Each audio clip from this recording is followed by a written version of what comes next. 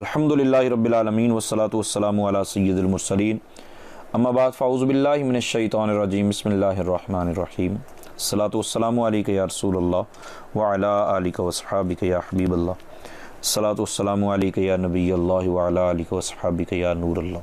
फ़र्ज़ उलूम सीखिए, इसमें इस्लामी अक़ीदों की बात चल रही है और सबक नंबर 2 हमारा ये है कि ज़ात व सिफ़ात के मुतल्लिक़ हमारा अल्लाह ताला की ज़ात व सिफ़ात के मुतल्लिक़ हमारा अक़ीदा क्या होना चाहिए। इस पे कुछ सवाल हैं। एक सवाल ये है, कदीम किसे कहते हैं? कदीम वो जो हमेशा से है, और अज़ली के भी यही माना है, यानी हमेशा से है। और जिस तरह उसकी ज़ात कदीम अज़ली और अबदी है, उस तरह उसकी सिफ़ात भी कदीम अज़ली और अबदी हैं। और ज़ात व सिफ़ात के सिवा सब चीज़ें हादिस हैं। हादिस का मतलब पहले नहीं थी बाद में है। हादिस का ये मतलब जो आलम में यानी दुनिया में, एक आलिम होता है जानने वाला, आलम दुनिया, जो आलम में से किसी चीज़ को कदीम माने, कहे कि जिस तरह अल्लाह कदीम वैसे वो भी कदीम, या उसके हादिस होने में शक करे, ये कहे कि नहीं ये हमेशा से है, वो काफिर और मुशरिक है।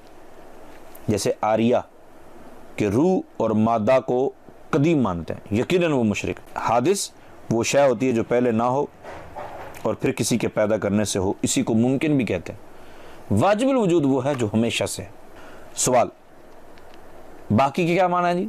अल्लाह ताला के लिए बाकी का लफ्ज़ बोला जाता है। बाकी वो जो हमेशा रहेगा और इसी को अबदी कहते हैं। और ये तमाम सिफात सिर्फ अल्लाह पाक ही की ज़ात के लिए साबित हैं। सवाल, रब करीम की ज़ात के सिवा और क्या चीज़ें कदीम हैं भाई? जवाब, जिस तरह उसकी ज़ात कदीम अज़ली अबदी है, उसकी सिफ़ात भी कदीम अज़ली अबदी हैं। और ज़ातो सिफ़ात के सिवा सब चीज़ें हादिस हैं। फिर सवाल हुआ अल्लाह की माना क्या है? हम जो अल्लाह अल्लाह कहते हैं, इसके माना क्या है? अल्लाह खुदा के लिए इसमें ज़ात है जो वाजिबुल वजूद है, वाजिबुल वजूद का नाम है। हर कमाल व खूबी का जामे है, यानी हर कमाल हर खूबी उसके अंदर पाई, और हर उस चीज़ से जिसमें ऐब व नक्स है अल्लाह उससे पाक है। तमाम सिफ़ात कमालिया उसमें मौजूद हैं। सवाल पैदा हुआ कि सिफ़ात कमालिया, आपने कहा सिफ़ात कमालिया, सिफ़ात कमालिया क्या होती है? तो जवाब इसका देते हैं, रब करीम वाजिबुल वजूद है, उसकी ज़ात तमाम कमालात और ख़ूबियों से आरास्ता है और हर किस्म की उयूब व नक़ाइस और कमज़ोरियों से पाक है। तो उस कमाल ज़ाती के लिए जिन जिन सिफ़ात से उसकी ज़ात का मुत्तसिफ़ होना ज़रूरी है, उन सिफ़ात को सिफ़ात कमालिया कहते हैं। अच्छा, सिफ़ात कमालिया हैं कितनी? यानी यूँ कह रहे हैं कि अल्लाह ताला की वो सिफ़ात के जिनका पाया जाना बहुत ज़्यादा ज़रूरी। सवाल यह है, सिफ़ात कमालिया कितनी हैं? जवाब, अल्लाह ताला की ज़ात में बहुत सारी सिफ़ात जिनमें अहम सिफ़तें 9 हैं। 9 सिफ़तें अहम हैं और इन्हीं 9 सिफ़तों में से किसी न किसी के तहत वो बाकी सिफ़ात भी आ जाती हैं। और 9 सिफ़तें कौन सी हैं? नंबर 1 हयात, कुदरत, नंबर 3 इरादा व मशीयत, नंबर 4 इल्म, नंबर 5 समअ, नंबर 6 बसर, नंबर 7 कलाम, नंबर 8 तकवीन व तख्लीक और नंबर 9 रज़ाक़ियत। अब सबसे पहली होगी हयात। सवाल ये, हयात के क्या माना है? तो जवाब, वो हय है, यानी खुद जिंदा है और तमाम चीज़ों को ज़िंदगी बख्शने वाला है, और फिर जब चाहता है उनको फना कर देता है, लेकिन इसको कोई फना करने वाला नहीं है। सवाल, अल्लाह पाक कुदरत वाला, इसके बारे में कुछ बयान करें, यानी दूसरी सिफ़त कुदरत है। जवाब, सारे इख्तियारात का मालिक अल्लाह पाक ही है। रोज़ी देना, ज़िंदगी देना, मौत देना उसी के इख्तियार में। वो सब का मालिक है, जो चाहे करे, उसके हुक्म में कोई खलल नहीं डाल सकता। गुनाह माफ़ फरमाने वाला है, तौबा कबूल करने वाला है, उसकी पकड़ निहायत सख्त है, जिससे बग़ैर उसके छोड़े कोई छूट नहीं सकता। इज़्ज़त ज़िल्लत उसके इख्तियार में है, जिसे चाहे इज़्ज़त दे, जिसे चाहे ज़लील करे, जिसे चाहे अमीर करे, जिसे चाहे फ़कीर करे। जो कुछ करता है हिकमत है, इंसाफ है, कोई उस पर एतराज़ नहीं कर सकता। उसका हर काम हिकमत है, बंदों की समझ में आए या ना आए। फिर इसी में एक सवाल पैदा हो गया कि अल्लाह ताला कादिर है, आपने कहा, तो क्या अल्लाह ताला झूठ बोलने पर भी कादिर है? बाद मौलवियों ने यह कहा कि अल्लाह झूठ बोलने पर भी कादिर है, उनको बड़ी फिक्र पड़ी हुई है। तो जवाब, اللہ پاک ہر اس چیز سے جس میں عیب و نقصان ہو پاک ہے، یعنی عیب و نقصان کا اس میں پایا جانا محال، ناممکن ہے۔ مثلا جھوٹ، دغا، خیانت، ظلم، جہل، بے حیائی اور اس طرح کے دیگر عیوب اس پر قطعاً محال ہیں، اس کی ذات میں نہیں پایا جا سکتا۔ اور یہ کہنا کہ جھوٹ پر قدرت ہے، بئی معنی کہ وہ خود جھوٹ بول سکتا ہے، اور یوں معنی رکھنا، ذہن میں رکھنا اس معنی کے طور پر کہ وہ خود جھوٹ بول سکتا ہے، یہ محال ہے بھائی۔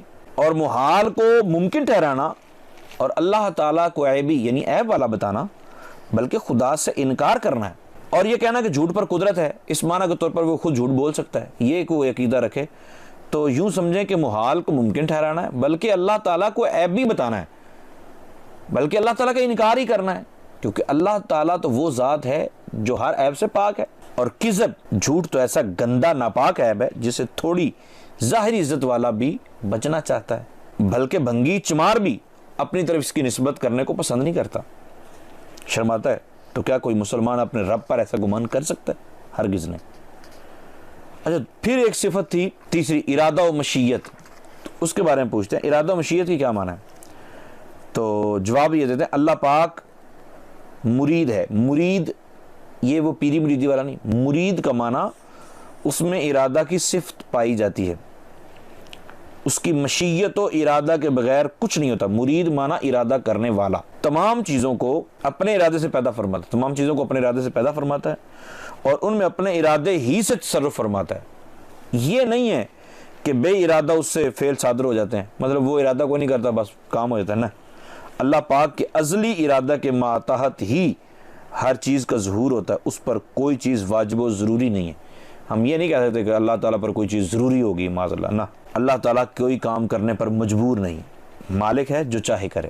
ہاں ہم التجا کریں وہ کرم کر دے، اللہ کا کوئی پیارا التجا کرے اور وہ کرم کر دے، سبحان اللہ۔ مالک ہے جو چاہے کرے، جو چاہے حکم دے، مالک علی الاطلاق ہے، جو چاہے کرے، جو چاہے حکم دے۔ اچھا، اس میں ایک بات اور بھی میرے ذہن میں آ گئی، بعض لوگ ایک کرامت بیان کرتے ہیں حضور سیدنا عبد القادر جیلانی رحمۃ اللہ علیہ کے حوالے سے کہ کوئی بچہ فوت ہو گیا تھا تو حضرت عبد القادر جیلانی رحمۃ اللہ تعالیٰ نے وہ روحوں کا تھیلا چھین لیا حضرت اسرائیل علیہ السلام سے، تو سب کی روحیں واپس اڑا دیں۔ نعوذ باللہ من ذالک، ایسا نہیں ہے، یہ خرافات ہیں، یہ درست نہیں ہے۔ ہاں عبد القادر جیلانی رحمۃ اللہ تعالیٰ التجا کریں اللہ تعالیٰ کے حضور اور اللہ تعالیٰ کرم فرما دے، کسی مردے کو زندہ کر دے، یہ کوئی بعید نہیں۔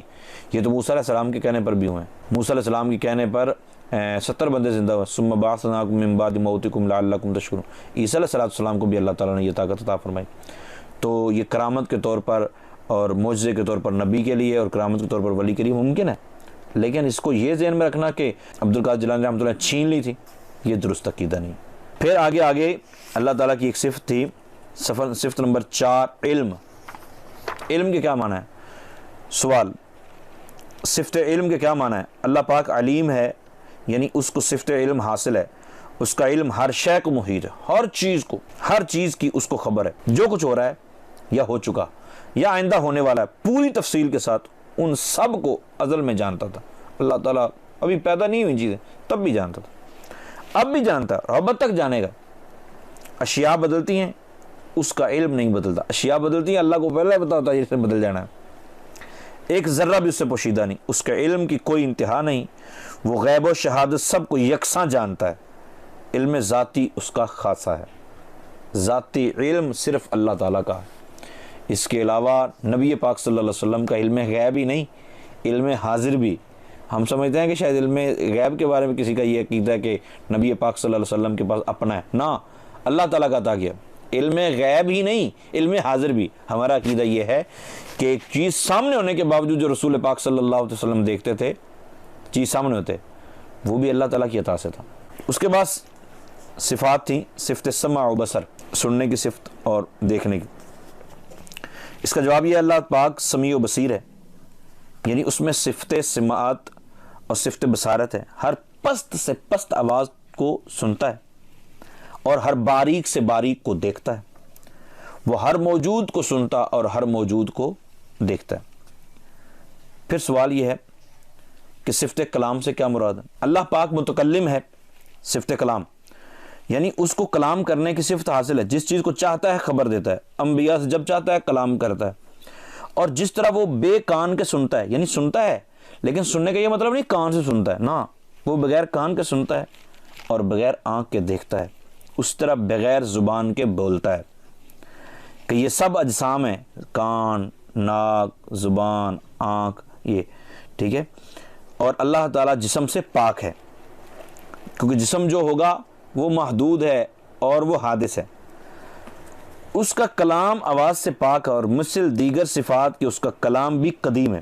تمام آسمانی کتابیں اور یہ قرآن عظیم جس کو ہم اپنی زبان سے تلاوت کرتے ہیں اور مصاحف میں لکھتے ہیں، اسی کا کلام قدیم بلا صوت، یعنی بغیر آواز کے۔ ہم جو بولتے ہیں آواز بولتے ہیں، یہ ہماری آواز ہوتی ہے، ٹھیک ہے، اور یہ ہمارا پڑھنا، لکھنا، سننا، حفظ کرنا یہ حادث ہے، ہم اس کو حفظ اب کر رہے ہیں، لیکن اللہ تعالیٰ کا کلام وہ قدیم ہے، اور جو ہم نے پڑھا، لکھا اور سنا اور جو ہم نے حفظ کیا وہ قدیم، یعنی ہمارا پڑھنا، لکھنا، یاد کرنا یہ حادث، اور جس کو ہم نے پڑھا ہے، لکھا ہے، یاد کیا ہے وہ قدیم۔ اچھا، اس طرح کی چیزیں بعض سمجھ میں نہ بھی آئیں تو جتنا بتایا گیا اسی کے مطابق عقیدہ رکھنا ضروری۔ سوال، یہ 7 صفات جو اوپر گزری ہیں انہیں کیا کہتے ہیں؟ 7 صفتیں جو اوپر گزری ہیں ان کو کیا کہتے ہیں؟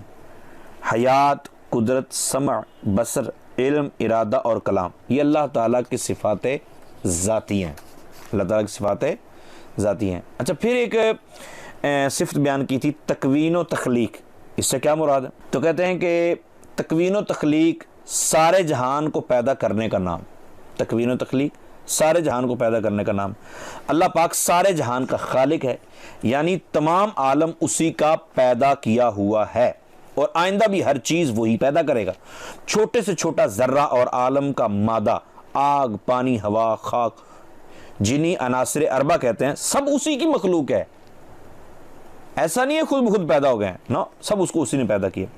چیزوں کے پیدا کرنے میں وہ کسی آلہ کا محتاج نہیں، مستری کو سامان چاہیے، مستری کو دیگر چیزیں چاہیے، مجھے آپ کو کوئی چیز بنانی ہے تو اس کے لیے کوئی نہ کوئی چیز چاہیے، لیکن اللہ تعالیٰ کو کس چیز کی ضرورت ہے؟ نہ اس کو کسی کی مدد کی ضرورت ہے، جس چیز کو پیدا کرنا چاہتا ہے اس کو کن کہہ کر پیدا کر دیتا ہے، کن ہو جا، وہ ہو جاتی ہے۔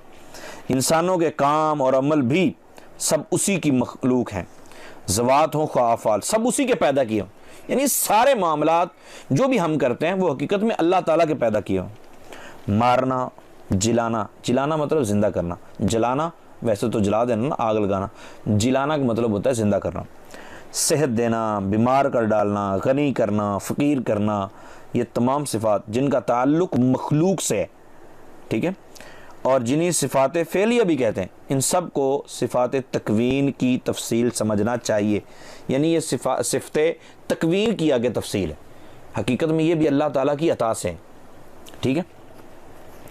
پھر سوال ہے صفت رزاقیت سے کیا مراد ہے؟ صفت رزاقیت سے مراد یہ ہے اللہ پاک رزاق ہے، وہی تمام ذی روح کو رزق دینے والا ہے، چھوٹی سے چھوٹی اور بڑی سے بڑی مخلوق کو وہی روزی دیتا ہے، وہی ہر چیز کی پرورش کرتا ہے، الحمدللہ رب العالمین، وہی ساری کائنات کی تربیت فرماتا، ہر چیز کو آہستہ آہستہ بتدریج اس کے کمال مقدار تک پہنچاتا ہے، وہ رب العالمین ہے، یعنی تمام عالم کا پرورش کرنے والا، حقیقتاً روزی پہنچانے والا وہی ہے۔ ملائکہ وغیرہ جو ہوتے ہیں یہ وسیلے اور واسطے ہیں، یعنی ملائکہ بھی روزی دینے پر مقرر ہیں، بعض کی روزی ماں باپ کے ہاں لگی ہوئی ہے، بعض ماں باپ کی روزی اولاد کے ہاں لگی ہوئی ہے، بعض کو باس تنخواہیں دیتا ہے، بعض کو روزی کہاں سے ملتی ہے، بعض کو کہاں سے ملتی ہے، حقیقت میں روزی دینے والا اللہ ہی ہے، یہ سارے اسباب۔ سوال، صفات سلبیہ کس کو کہتے ہیں؟ صفات سلبیہ، سین، لام، با یا ہا، صفات سلبیہ۔